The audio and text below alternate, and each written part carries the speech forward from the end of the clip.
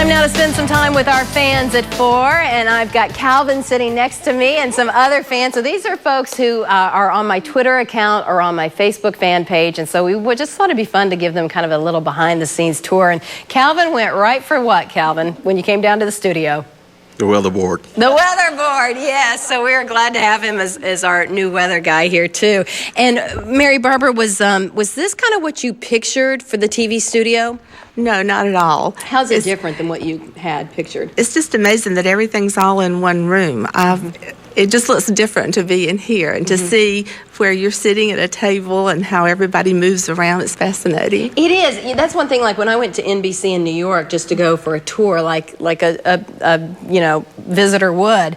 I went in thinking it was going to be so huge and that everything was spread out. And when you realize that everybody's so close together, the couch where they interview or the news desk, it's all right by each other. So you kind of felt that when you came here.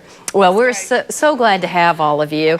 Now, did anybody grow up saying, I want to be in TV one day? You were all smarter. Jean, did you? Oh, really? Well, I've got to get over here to Jean, guys. If I can walk over here to Jean then. So was this something? Whoops, I think I'm stuck on.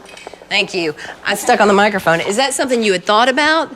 Not necessarily, but as a musician and a performer, I knew that was going to put me in front of people. Yes. Often, and then I did spend 3 years in a classroom teaching, and so now I do sales. And what music? I was a French horn major in college. Oh, wow. And I spent 3 years in the classroom teaching music education.